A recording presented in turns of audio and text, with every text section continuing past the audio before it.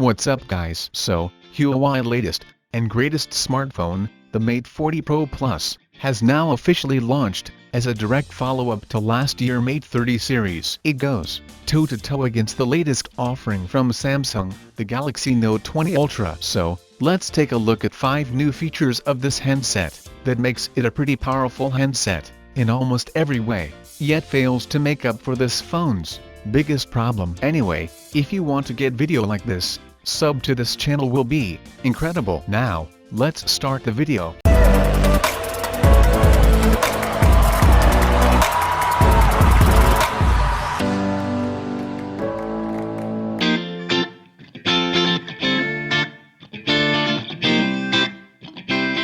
Huawei has put some crazy charging tech into the Mate 40 Pro Plus, 50 watt of fast wireless charging, which makes it the world's fastest wireless charging solution in a smartphone, rivaling Huawei Mate 10 Ultra, which also offers a 50 watt wireless charging speed. Not only that, there is 66 watt of fast wired charging as well, which is literally one plus 65 watt charging, but less than Huawei's 120W on the Mate 10 Ultra. But in any case, 66 watt means just a 15-20 minutes of charge is enough to power the handset all day.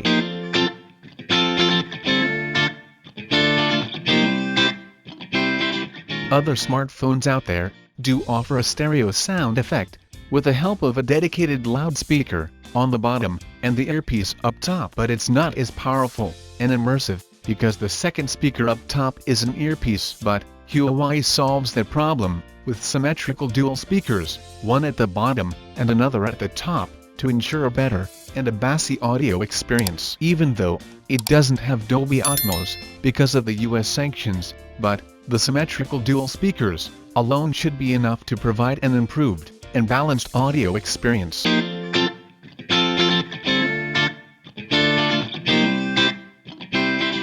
Just like the P40 Pro Plus, launched earlier, the Mate 40 Pro Plus offers the same camera experience, with the biggest camera sensor in the smartphone, 2 optical zoom cameras, one with 10x zoom, and another 3x optical for short-range zoom. Also, it's the first mobile camera in the world to feature a freeform lens, which reduces the distortions characteristic of ultra-wide lenses. In short, the camera is one of the best out there, and it's almost similar to the P40 Pro Plus, with some minor improvement.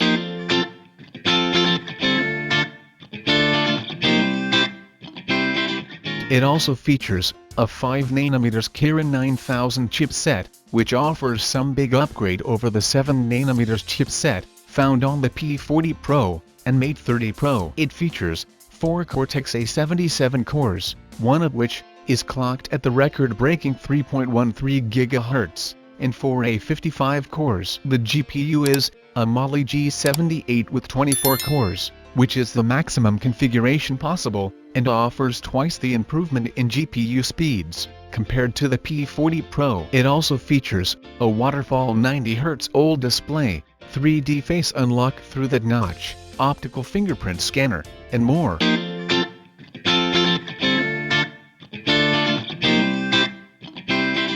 It's not really a feature, but this phone has a really big problem, which makes it irrelevant for all of you, except the people of China, and it's the lack of Google services. Even though Huawei is continuing to invest in its own ecosystem of apps and services, it's nowhere near Google in offering your favorite apps. Also, they are banned from making their own Kirin chipsets, so the future of this phone and Huawei is dark right now, unless something magic happens and the US removes the ban on Huawei. Anyway, what do you think about it? Let me know your thoughts on that in the comments down below. And if you like this video, sub to the channel will be make my day, and my name is Arjun. This is Digital Outside.